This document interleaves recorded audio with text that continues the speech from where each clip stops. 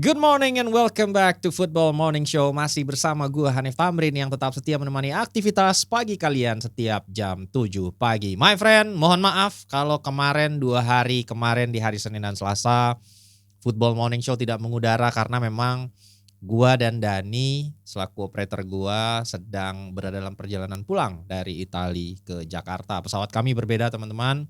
Jadi gue sampai lebih dulu di hari Selasa sore.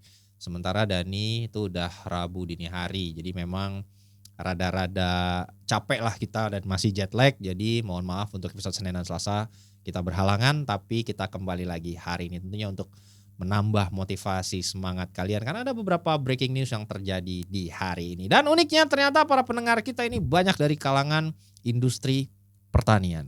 Ini dia. Kita sapa-sapa dulu my friends. Ada Sales Pest Control. Ini dia. Ini yang jualan untuk pestisida nih ya, untuk mencegah hama-hama. Ini penting sekali untuk menjaga swasembada pangan kita my friend ya. Dan juga ada penjual krengsengan bekicot di Kediri. Wah, unik sekali profesinya ya. Tetap semangat untuk kawan-kawan semua yang sedang berupaya mencari rezeki untuk keluarga, berdikari, dan semoga effort kalian dibayar dengan rezeki yang berlimpah oleh Tuhan Yang Maha Esa. Dan juga ada petugas cuci lap ompreng MBG. Ompreng itu alas makanan buat wadah makan teman-teman. Jadi dia yang bertugas untuk cuci lap ya buat MBG. Gua harap lu juga tentunya bisa tetap senantiasa bekerja dengan baik ya, meskipun mungkin yang dicuci banyak my friend dan hawanya pengap ya di tempat cucian, tapi lu nggak boleh bau badan ya. Haram hukumnya, karena gua pengen seluruh komunitas my friends tentunya selalu wangi ya. Selalu wangi berhari-hari dan pastinya kita selalu berterima kasih kepada Rexona Men Ice Cool yang tidak hanya menghindarkan kita dari bau badan karena memiliki teknologi amino aktif. Itu adalah 3 kali proteksi lebih nice dream, lebih bagus untuk melawan keringat, bau badan dan juga tentunya noda di baju kalian ya. Dan berkat Rexona pastinya Football Morning Show bisa kalian nikmati setiap harinya dari Senin sampai Jumat secara gratis my friend ya. Thank you so much untuk Rexona dan kita akan masuk lagi ke sebuah breaking news yang baru saja terjadi di Spanyol di mana Real Madrid mengkonfirmasi jika mereka sudah berpisah ya dengan mutual agreement dengan Xabi Alonso. Aduh, Madrid. Apa yang terjadi my friend?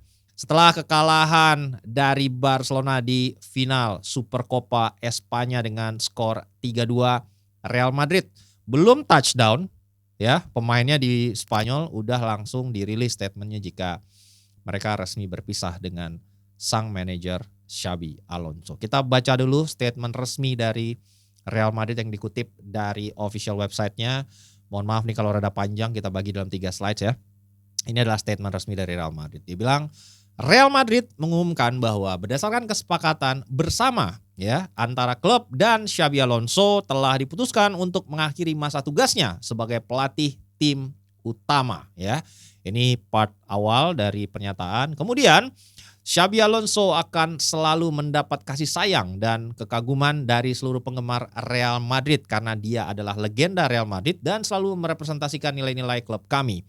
Real Madrid akan selalu menjadi rumahnya. Ini adalah paragraf kedua. Dan yang terakhir, klub kami mengucapkan terima kasih kepada Xabi Alonso dan seluruh staf kepelatihannya atas kerja keras dan dedikasi mereka selama ini serta mendoakan yang terbaik bagi mereka dalam tahap baru di kehidupan mereka. Itu berarti ini sudah secara resmi dan bukan dipecat, bukan mengundurkan diri, tapi ini adalah kesepakatan bersama ya.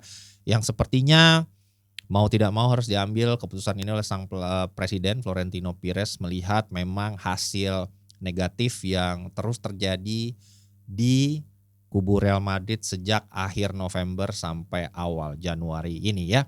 Kita coba gali dulu sebenarnya kenapa ini tenure dari Xabi Alonso hanya berlangsung selama 7 bulan my friends. Padahal kan di awal kedatangannya ada sebuah inspirasi dan juga visi jika Real Madrid akan bermain lebih relentless, lebih ofensif, lebih punya pola gitu ya. Dengan kehadiran dan juga apa yang sudah di-achieve di Bayer Leverkusen sebelumnya. Namun yang terjadi ini masa bakti Xabi Alonso harus berakhir singkat, bahkan hanya selama 7 bulan. Kita coba breakdown ya. Gimana sih ini berubah menjadi kesalahan? Where did it go wrong for Xabi Alonso? Yang pertama, memang di musim panas Florentino Perez ini memutuskan untuk melakukan pendekatan taktik sekarang untuk Real Madrid setelah memiliki manajer yang sangat-sangat jago man management di 2 edisi sebelumnya dalam diri Zinedine Zidane dan juga Carlo Ancelotti ya. Dan memilih Xabi Alonso yang terkenal sangat rigid pendekatan taktiknya gitu kan, juga bagaimana dia mengelola tim gitu kan, dan meninggalkan metode lama. Itu adalah inspirasi yang ingin coba diinstil oleh Florentino Perez untuk bisa bersaing dengan Barcelona tentunya. Kemudian sebenarnya start Xabi Alonso ini cukup oke, di mana di La Liga di 11 laga awal Real Madrid berhasil memenangkan 10 pertandingan mereka gitu. Jadi dari mulai Club World Cup sampai masuk ke La Liga sebenarnya diawali dengan cukup baik, karena memang begitu datang Xabi Alonso ini langsung mencoba menetapkan metodenya ya, gaya bermainnya, walaupun mulai terjadi percikan di kiri kanan ya. Awalnya di Club World Cup dengan Vini Junior, kemudian juga dengan TAA, macam-macam lah gitu, dan mulai akhirnya terjadi perselisihan di ruang ganti, terutama dengan bintang-bintang Real Madrid yang terkenal memiliki ego yang sangat tinggi ya. Sebenarnya puncak dari penampilan performa Real Madrid itu bisa terlihat ketika mereka memenangkan El Clasico pertama setelah 3 edisi sebelumnya beruntun kalah ya di bulan Oktober. Nah, tapi ada satu insiden yang membuat memercik akhirnya teritori atau kewenangan dari Xabi Alonso benar-benar di situ direndahkan, teman-teman. Itu adalah bentuk protes dari Vini Junior ketika diganti ya oleh Xabi Alonso, karena memang dia jarang track back dan sudah unggul atas Barcelona saat itu dan ingin mempertahankan keunggulan, diganti dengan Rodrigo yang ya secara work rate lebih mau turun membantu pertahanan pada saat itu, dan protes keras dilihatkan oleh Vinicius Junior secara visual bahkan frontal. Dan sayangnya saat setelah melakukan protes secara bluntly tidak ada hukuman yang dijatuhkan oleh Presiden Florentino Perez maupun petinggi klub kepada Vini Junior, dan itu membuat sebenarnya kewenangan Alonso ini seolah diinjak-injak. Dan di bulan November di double down lagi oleh para entourage atau orang-orang di sekitar Vini, baik manajer, baik itu agen, keluarga, jika Vini mengumumkan tidak akan memperpanjang kontraknya bersama Real Madrid jika Xabi Alonso masih menjadi pelatih gitu. Dan setelah itu di follow up juga dengan banyak sekali ternyata dibocorkan ke beberapa media jika beberapa senior figur yang ada di ruang ganti Real Madrid itu juga tidak happy dengan metode, taktik dan kepelatihan seorang Xabi Alonso yang diduga itu berasal dari campnya Valverde maupun Jude Bellingham ya, kurang lebih seperti itu. Sebenarnya Florentino Perez ini sayang sama Xabi Alonso dan mencoba meredam beberapa entourage yang direct protes ke dia dan masih mempercayai Xabi Alonso. Cuman sayangnya memang hasil yang terjadi belakangan membuat posisinya semakin terpojok ya, dan akhirnya pada tanggal 10 Desember ya, sebelum laga Liga Champions melawan Manchester City, pimpinan senior Real Madrid seperti Presiden Florentino Perez dan juga General Director Jose Angel Sanchez melakukan diskusi internal tentang situasi tim dan masa depan Alonso setelah Madrid hanya memetik 3 kemenangan dari 9 laga sepanjang periode November dan Desember. Beberapa poin yang didiskusikan dalam rapat evaluasi tersebut adalah terkait concern mereka tentang image tim gitu. Jika saat dipegang oleh Zidane, Ancelotti, ini gaya permainannya jelas, bersama Xabi Alonso ini fluktuatif ya, dibilang ball possession football juga di awal-awal sulit untuk diterapkan, main counter attack juga gak jelas gitu secara implementasi dan sangat bergantung kepada sisi kiri dan juga sosok-sosok tertentu seperti Kylian Mbappe dan Vini Junior dan lain-lain. Itu membuat mereka memiliki concern yang sangat dalam ya. Kemudian penampilannya juga tidak meyakinkan dalam beberapa laga, terutama saat kalah secara mengejutkan dari Celta Vigo 2-0. Kemudian juga hasil secara beruntun ini negatif gitu, dan Ini sebenarnya sudah dilakukan oleh Alonso, dia paham bahwasannya dia udah berada di ujung tanduk, jadi dia harus melakukan kompromi dan akhirnya dia melakukan pendekatan sepak bola yang lebih counter attack dan pragmatis untuk bisa mendapatkan hasil dulu ya. Nah itu pun dirasa menjadi terlambat karena there is a confusion inside of the dressing room. Sebenarnya nih pelatih maunya gimana gitu, dan akhirnya pada tanggal 13 Januari ya kemarin setelah resmi gagal di final Supercopa Espanya, Madrid dan Xabi Alonso sepakat berpisah setelah kekalahan tersebut dan Madrid akhirnya menunjuk Alvaro Arbeloa yang sebelumnya memegang Real Madrid Castilla sebagai pengganti sementara ya, dan memang keputusan ini menjadi final straw karena despite Madrid hanya tertinggal 4 poin atas Barcelona di La Liga dan juga on the course untuk maju ke babak knockout Liga Champions, tetap secara keputusan Real Madrid adalah Real Madrid, they have certain standard dan mereka merasa jika ini terus dilanjutkan akan tentu memangkas upaya mereka untuk bisa mengkudeta Barcelona di kompetisi La Liga pada musim ini. Dan Arbeloa adalah sosok internal yang dipromosikan ya ke atas sama seperti layaknya Darren Fletcher atau Liam Rossinier yang ada di Bluco. Ini Arbeloa ini sudah pernah melatih akademi, tim juvenil A dan pernah juara juga ya di kasta muda, sempat meraih treble juga dan akhirnya di regards cukup kompeten oleh para petinggi Real Madrid untuk memangku kepentingan ini sementara. Dan ini sekaligus juga memvalidasi beberapa statement tentunya dan juga spekulasi yang dilontarkan oleh banyak sekali pengamat sepak bola di Eropa ketika penunjukan Xabi Alonso pertama kali digaungkan. Karena memang biasanya Real Madrid itu manajernya is more of a manager rather than a coach ya. Lebih penting di Real Madrid itu memanage ego, memanage pemain ya, memanage ruang ganti ketimbang mengedepankan taktik dan juga filosofi gitu. Dan itu yang dilontarkan tentunya oleh beberapa pengamat sepak bola seperti Thierry Henry. Kita kutip dulu di awal kemunculan berita ini, Henry sebenarnya udah menyampaikan di CBS Golazo, dia bilang bagi saya Xabi Alonso terlalu banyak melatih ya, too many focus on coaching ya, dan terlalu sedikit berperan sebagai manajer. Saya tidak selalu setuju proporsinya seperti ini, tetapi itulah kenyataannya. Itu yang disampaikan oleh Thierry Henry, dan dalam siaran barengnya bersama salah satu legenda Real Madrid juga, Gareth Bale, itu juga mengkonfirmasi jika sebenarnya apabila Xabi tetap begini, dia ada kemungkinan menghadapi kesulitan gitu. Dan ternyata benar 7 bulan berselang ya Xabi Alonso di let go gitu ya.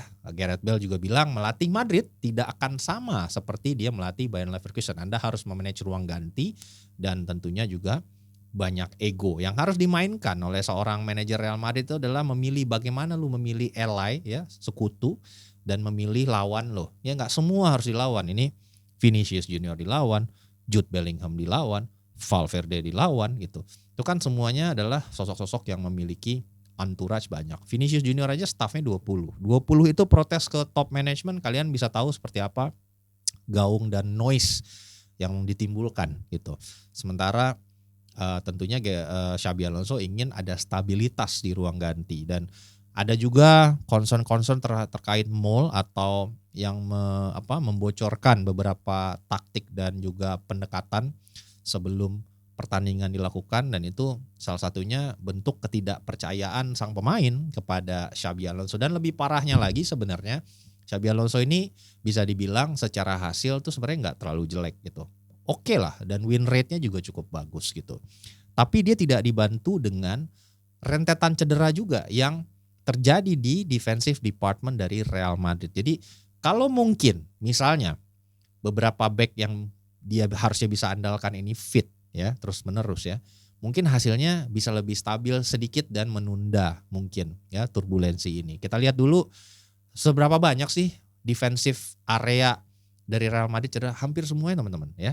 Kita lihat nih ya, dari Antonio Rudiger, Eder Militao, Dani Carvajal, David Alaba, Dean Huijsen yang baru dibeli, Trent Alexander-Arnold yang baru dibeli, Ferland Mendy yang dari musim kemarin cedera. Ini terus menerus bergantian absen ya. Kalau kita lihat dari diagram ini, warna abu dan warna putih itu artinya nggak main teman-teman. Dan kalian lihat rata-rata hampir seluruh back Madrid didominasi dengan warna tersebut. Jarang lah dia dapat warna hijau sebagai starter. Jadi bagaimana dia bisa memberikan stabilitas kalau memang dari sisi defensifnya benar-benar bolong. Sementara ada ketidakstabilan atau imbalance ya, ketidakseimbangan yang juga harus dia solve permasalahannya di tengah ke depan karena pemain-pemain Real Madrid ini numpuk di satu posisi tertentu dengan kualitas yang sama, kurang lebih seperti itu ya. Dan dia juga tidak mendapatkan pre-season yang ideal karena ketika ditunjuk langsung masuk ke turnamen Club World Cup. Jadi nggak ada tuh persiapan fisik untuk mencoba inovasi taktik yang dia inginkan, langsung ke pertandingan, dan itu membuat pastinya apa yang dia envision itu tidak bisa serta-merta diterapkan. Begitu dia punya waktu, liga udah mulai. Jadi ini semakin menambah beban dari Xabi Alonso untuk dari sisi mendeliver hasil dalam sisi implementasi taktik yang dia gambarkan ya. Dan itu akhirnya membuat apa yang dia dengungkan pada saat penunjukannya tidak kejadian teman-teman. Kan dia bilang Anda akan melihat sepak bola yang mendebarkan dari Real Madrid on the front foot gitu kan. Lebih banyak ball possessions dan none of that is actually happen gitu. Dan selain dari tentunya badai cedera ini semakin diperparah dengan terjadinya drama hierarki di staff fitness dan medical Real Madrid teman-teman. Jadi ini menambah lagi nih, double down lagi nih pressure dari Xabi Alonso. Pertama, sebenarnya dia udah mengetahui karena tuh dari musim kemarin Real Madrid ini badai cederanya tuh di defensive department terlalu banyak. Akhirnya dia membawa physical preparation specialist yang dia tunjuk bernama Ismael Semenforte. Jadi ini untuk berada menjadi ally atau sekutunya dia lah. Jadi untuk nanti nutrisi, persiapan, apa yang boleh dimakan, kayak gimana menu proporsi latihan berat dan latihan atletisnya seperti apa. Itu semua di-overseen oleh Ismael Semenforte. Namun ada satu sosok yang sangat disukai oleh Florentino Perez dari kubu-kubu sebelumnya yang terus dipertahankan dan tetap memegang jabatan sentral dalam sisi Antonio Pintus yang sekarang tetap digadang sebagai performance director. Jadi dia yang menentukan dan merecap performa masing-masing individu setiap pemain dan seperti apa rekomendasi untuk preparationnya dia, kemudian pemilihan menit bermain dia, rotasi dan segala macam ya. Jadi ini yang membuat akhirnya mungkin Ismael Semenforte ini tidak begitu punya suara ya dalam menentukan beberapa hal. Dan Xabi juga memilih dari sisi dokter itu Felipe Segura ya sebagai head dokter gitu. Dia merekomendasikan karena kan sering sekali cedera. Namun Pires juga di akhir-akhir masa jabatan Xabi ini menunjuk kembali Niko Mihic ya yang mengepalai seluruh departemen medis Madrid. Jadi lagi-lagi setiap kali dia pengen rely sama orang yang dia percaya, terus di downgrade kemungkinan area yang bisa dia touch gitu. Dan ketidakjelasan reporting line ini dan kedekatan orang-orang tertentu direct dengan Pires membuat ruang gerak Xabi Alonso dan badai cedera ini semakin mempersulit posisinya. Dan meski reformasi di departemen fitness dan medical dilakukan, tidak menghentikan badai cedera yang terjadi di defensive department dari Real Madrid. Kurang lebih seperti itu teman-teman. Dan ya akhirnya final straw-nya harus berpisah dan gue merasa tetap Xabi Alonso ini pelatih yang bagus dan dia tidak kekurangan peminat tentunya. Karena di akhir musim ada kemungkinan satu lowongan akan terbuka dan menurut gua dia akan on the course untuk head to head dengan Enzo Maresca untuk mengisi posisi yang akan segera ditinggalkan oleh Pep Guardiola. Menurut kalian seperti apa? Bisa bergabung di kolom komentar. Kalau kalian fans City, pilih Maresca atau Xabi Alonso, dan secara filosofi kan cocok nih ya sama materi skuadnya City itu. Dan dari sisi Real Madrid untuk long term replacement dari Xabi Alonso sebenarnya Florentino Perez ini sangat-sangat mendambakan untuk bisa membujuk Jurgen Klopp ini untuk turun gunung. Ini kalau kejadian gila Madrid gila sih. Ini kalau kejadian wah gue nggak ngerti lagi nih Madrid. Bahaya. Berarti ada dua pelatih Jerman yang akan head to head ya di La Liga dan potensial juga Liga Champions ya. Hansi Flick kontra Jurgen Klopp. Dan sosok Jurgen Klopp memang sangat dikagumi oleh seluruh petinggi Real Madrid dan kemungkinan tersebut hanya bisa terjadi apabila memang Perez berhasil membujuk Jurgen Klopp untuk kembali melatih. Jadi turun gunung lah. Jika tidak, Madrid maka akan ikut tentunya berduel dengan nama-nama prominent lain nanti di musim panas. Ya usual suspect lah kalau kalian baca berita terkait Manchester United permutasi manajer ya pasti Madrid juga ikut-ikutan di situ juga di pool yang sama gitu kan. Itu akhirnya memberikan tekanan untuk pastinya tim-tim lain yang kehilangan manajer di tengah musim ini pasti saling rebutan nama yang sama. Dan tentu apakah nanti akan kembali menunjuk sosok yang lebih jago di man management ketimbang taktik seperti sosok seperti Zidane. Ancelotti juga mau habis lagi kan kontraknya di setelah Piala Dunia. Kita lihatlah nanti seperti apa kurang lebih permutasi di Real Madrid. Dan secara khusus ada satu pemain yang langsung memberikan ucapan terima kasih kepada Xabi Alonso atas masa mereka bersama, itu adalah Kylian Mbappe di lewat sosial medianya. Dia bilang meski singkat adalah sebuah kenikmatan bisa bermain dan belajar darimu ya. Terima kasih sudah memberikan rasa percaya diri sejak hari pertama.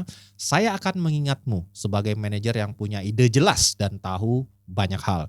Semoga beruntung untuk babak berikut dalam karirmu. Itu yang disampaikan oleh Kylian Mbappe kepada sang manajer yang kini sudah resmi berpisah, Xabi Alonso. Nah, ngomong-ngomong tentang Real Madrid, ada satu lawannya yang kemarin mengakui kesalahannya dan akhirnya resmi meminta maaf. Sebuah permintaan maaf tentu bukanlah tanda kekalahan, itu tanda jiwa besar. Makanya kalau ada yang memang sosok senior yang melakukan itu, kita berikan respect juga setinggi-tingginya. Itu adalah Diego Simeone yang resmi menyatakan permohonan maaf kepada Florentino Perez dan juga Vinicius Junior terkait altercations yang terjadi di laga semifinal ya kontra Real Madrid di Supercopa Espanya kemarin, di mana dia mencoba memancing emosi Vinicius Junior dengan bilang kalau sebenarnya dia akan dilepas dibuang oleh Real Madrid dan Florentino Perez, dan membuat emosi Vini tersulut pada saat itu. Setelah pertandingan dia menolak berkomentar, dia bilang dia tidak ingin mengkonfirmasi jika dia ngomong itu, dan akhirnya secara resmi di-acknowledge secara jantan dan dia minta maaf. Dia bilang, pertama-tama saya ingin meminta maaf kepada Tuan Florentino dan Tuan Vinicius atas insiden yang mereka saksikan. Jelas tidak benar bagi saya menempatkan diri dalam situasi tersebut. Dan saya menerima bahwa hal itu sama sekali tidak bisa diterima ya. Unacceptable, kurang lebih seperti itulah. Dan itu di-acknowledge oleh Diego Simeone. Menurut kalian, mungkin di sini ada fansnya Atletico, coba bergabung di kolom komentar tanggapan kalian tentang ini. Dan uniknya saat Madrid tengah huru-hara ya, tengah banyak dilema, Barcelona sedang berjaya. Ini dia my friend, the new Supercopa Espanya Campione. Barcelona melanjutkan dominasi atas Real Madrid. Iya, dengan menjuarai Supercopa Espanya. Karena 3 tahun terakhir Barca ini selalu mengalahkan Madrid di 4 final ya, dan 3 diantaranya tuh di Supercopa Espanya. Jadi menang di 2023, 2025 dan 2026. Satu lagi saat musim lalu mereka menang atas Madrid di Copa del Rey. Jadi 3 tahun terakhir udah 4 final nih Barca menang atas Real Madrid ya. Itu menunjukkan hegemoni dari Barcelona dan juga dominasi dari Barcelona atas Real Madrid, despite Madrid juga udah belanja begitu banyak pada musim panas ini. Dan sebenarnya dari sisi head to head total ini sebelum final ini tuh sebenarnya Barca masih dalam posisi kalah karena udah 20 kali bertemu antara Real Madrid dan Barcelona di final gitu kan. Dan sebelum hegemoni ini berlanjut itu statistiknya tuh ada gap. Karena 4 final terakhir ini Real Madrid kalah dari Barcelona. Sekarang udah semakin tipis teman-teman. Dari 20 kali mereka ketemu di final, 11 dimenangkan oleh Real Madrid dan 9 sekarang dimenangkan oleh Barcelona. Kalau sebelumnya lumayan jauh nih gapnya, kalau sekarang udah hampir ketutup karena 4 final terakhir dimenangkan oleh Barcelona. Ini menjadi statistik yang cukup mengkhawatirkan tentunya bagi fans Real Madrid dan tentunya menggembirakan untuk fans Barcelona karena dominasi mereka terus-menerus bisa dilanjutkan. Dan itu ibaratnya luka Madrid ditabur garam oleh Thierry Henry dengan sebuah kutipan yang tentunya sangat fenomenal. Dia bilang seluruh tim Eropa takut kepada Real Madrid dan Real Madrid takut kepada Barcelona. Anjay. Pedas. Menurut kalian seperti apa ya. Ayo fans Barcelona, waktu dan tempat dipersilakan. Inilah waktu kalian untuk selebrasi, untuk memberikan bragging rights karena memang realitanya seperti itu. Barcelona jauh berada dalam state yang lebih stabil.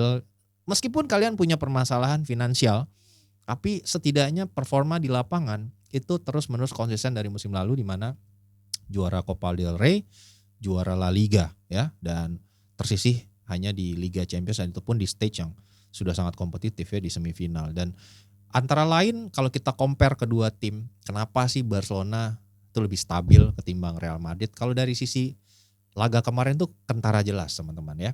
Kalau kita lihat bagaimana offensive line dari Barcelona itu sangat rata di semua lini. Sisi kiri ada Rafinha, ada Marcus Rashford, di tengah Fermin Lopez, Dani Olmo, kanan ya Lamine Yamal nggak ada lawan.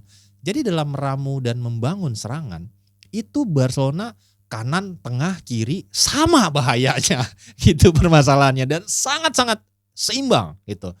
Level of quality-nya gap kanan, tengah, kiri itu hampir nggak ada, nyaris nggak ada gitu.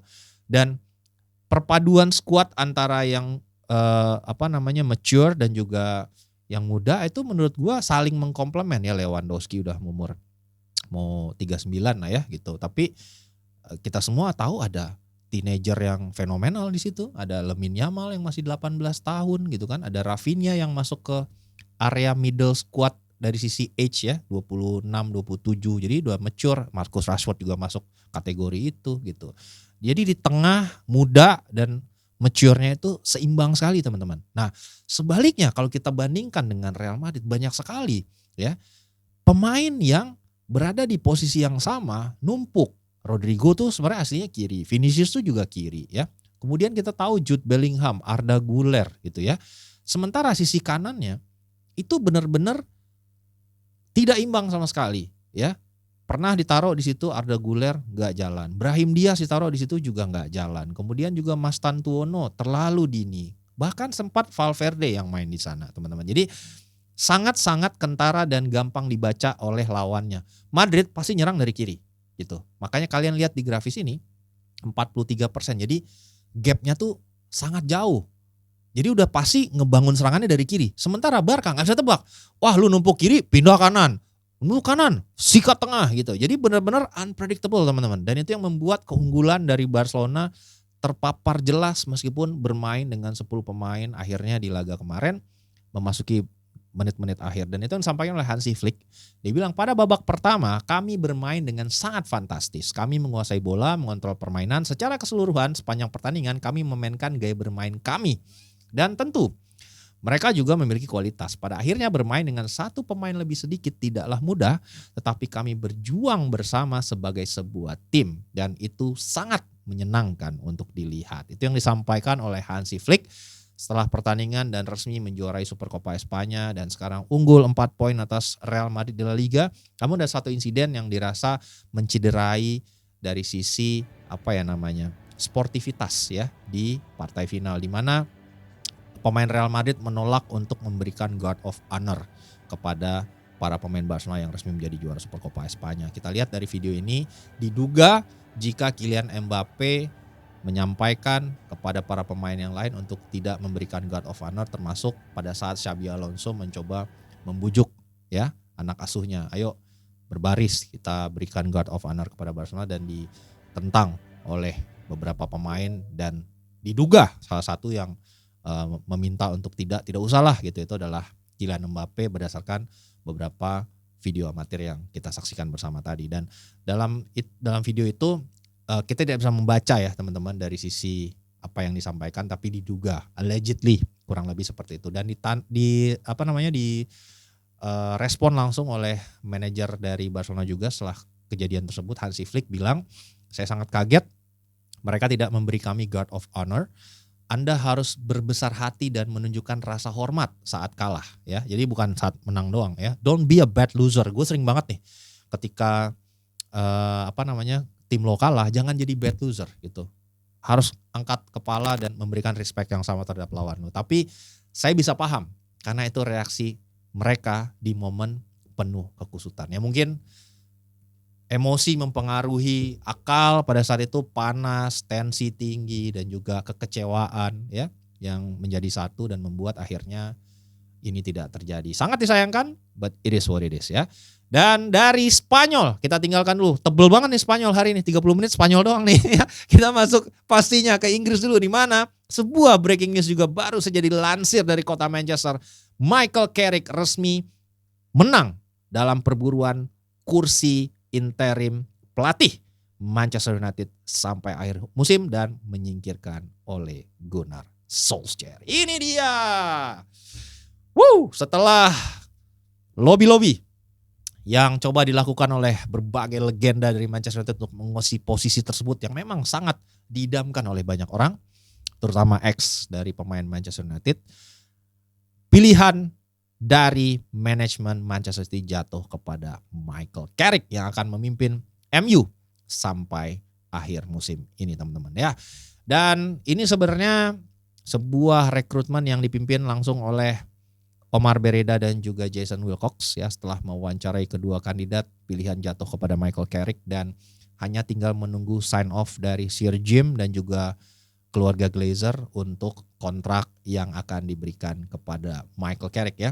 Announcement expected akan dikeluarkan besok pagi dan Carrick berarti resmi akan memimpin Manchester United dalam partai derby Manchester yang akan tersaji di akhir pekan ini. Memang objektifnya itu ya, United butuh manajer yang permanen lah ya, sementara sampai akhir musim ya, nggak bertanya-tanya nih Fletcher lanjut apa enggak pas segala macam. Akhirnya udah de facto nih sekarang Carrick, karena tentu menghadapi derby dibutuhkan persiapan mental dan juga fokus yang berbeda ya, dan arah direction yang jelas sampai akhir musim seperti apa United akan bermain. Karena kelihatan banget kemarin setelah dipegang Darren Fletcher rada kagok pergantian dari 3-4-3 ke 4-2-3-1, transisi dan segala macam tuh belum smooth ya. Ada perubahan di sisi ofensif, Benjamin Sesko lebih tajam, tentunya itu harus dipertahankan, tapi bagaimana tim secara overall itu bisa disusun untuk mengejar sisa satu-satunya ya. Satu-satunya tinggal kompetisi yang bisa diamankan oleh Manchester United itulah tentunya harapan untuk lolos ke Liga Champions ya di Premier League. Dan Carrick tengah menimbang backroom staff yang akan mensupport dia ya nanti untuk mengarungi perjalanan bersama Manchester United sampai akhir musim ini, dan sudah ada 2 asisten yang dikonfirmasi akan menemani Michael Carrick. Yang pertama adalah Steve Holland yang juga merupakan asisten pelatih dari Gareth Southgate bersama timnas Inggris di beberapa kompetisi besar dan tentu memiliki pengalaman, wisdom ya, dan juga know-how untuk menjalani sisa kompetisi dan bagaimana mengkomplement Michael Carrick yang sebelumnya juga dicap gagal di Middlesbrough ya. Kemudian ada orang kepercayaan Carrick, itu adalah Jonathan Woodgate yang juga menjadi backroom staffnya dia di Borough saat berada di klub sebelumnya. Jonathan Woodgate kalau kalian tahu adalah legenda dari Leeds United, dia salah satu back timnas Inggris yang pada saat sebelum cedera memiliki penampilan yang spektakuler juga sampai berhasil dibeli oleh Real Madrid ya, saking gacornya dia pada saat itu. Ini untuk tentunya mengorganize defense lebih baik gitu, dan ini sudah dipastikan 2 nama ini, dan akan ada 2 slot lagi yang sepertinya akan diisi dan tengah dipertimbangkan secara serius oleh Michael Carrick untuk bergabung dalam backroom staffnya. Nomor 1 yang sekarang digadang-gadang hampir pasti adalah Johnny Evans ya, juga mantan legenda United ya, baru saja pensiun dan diprediksi akan bergabung bersama tim kepelatihan Michael Carrick. Kemudian juga ada pelatih U21 dari Manchester United yang juga sedang dipertimbangkan, itu adalah Travis Binion, karena memang dia memiliki know-how di seputar klub juga dan merupakan sosok yang cukup disegani ya di organisasi Manchester United ya. Dan ada juga mantan rekan setimnya Carrick yang menyatakan secara terang-terangan ya via BBC Sports sangat tertarik untuk menjadi asisten pelatih dari Michael Carrick. Itu adalah Wayne Rooney ya. Rooney bilang apabila ditawari ya oleh Michael Carrick sebagai backroom staff, tentu saya mau, dia bilang gitu kan. Itu no brainer ya, nggak usah dipikirin, udah pasti gue mau, dia bilang. Saya bersama Carrick minggu lalu di Barbados, jadi mereka liburan bareng dan saya tidak menyangka kalau akhirnya dia yang akhirnya dipilih gitu dan menjadi manajer interim Manchester United sampai akhir musim ya. Dan ini sekaligus juga membuat Darren Fletcher harus legowo dan dia akan kembali menangani Manchester United U18 ya, dan tetap menjadi sosok yang ingin di-groom ya secara institusi oleh para atasannya di Manchester United untuk tentunya ke depan jika ada opportunity bisa memegang pos-pos yang cukup sentral di United. Dan setelah kekalahan di Piala FA kemarin, secara resmi musim dari United tentu sudah berakhir karena tidak bermain di Eropa, baik Europa League, Liga Champions, Conference League.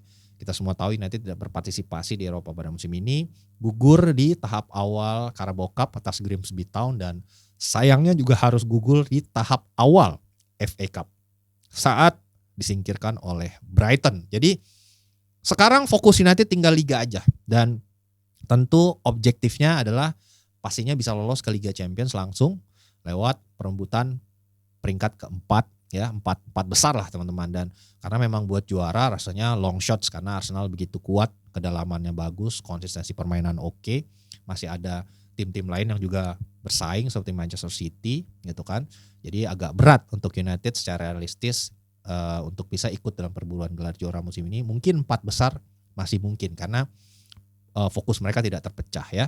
Dan terakhir kali United gugur seawal ini di kompetisi FA Cup itu teman-teman, itu di tahun 81-82.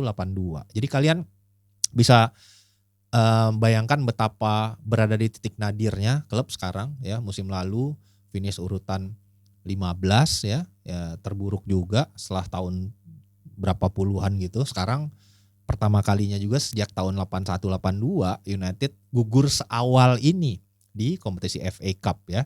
Terlepas mungkin tim yang diturunkan juga sebenarnya adalah tim utama, dan absen di Eropa juga membuat United ini seperti kena menabur garam di luka. Jadi benar-benar sisa di Liga doang. Dan itu yang disampaikan oleh Darren Fletcher, fokus harus kita arahkan ke Liga setelah kekalahan ini. Dia bilang ini bukan momen yang bagus bagi Manchester United, jujur saja tersingkir lebih awal dari kompetisi piala, tetapi masih ada tempat Liga Champions yang bisa diperjuangkan, itu masih bisa dicapai pada musim ini. Fakta. Dan ini bukan hal yang ingin didengar para penggemar karena Manchester United seharusnya memenangkan trofi ya. Semua fokus harus diarahkan untuk meningkatkan performa sebagai tim dan tidak menyanyiakan musim ini. Hal lain di luar itu hanyalah kebisingan. Ya, ini udah fokus, udah nggak usah orang ngomong ABCD legenda ngomong ini, ngeritik itu, udah itu that's just noise ya. Sebagai fans United, sebagai pemain United tuh fokusnya udah fokusin aja.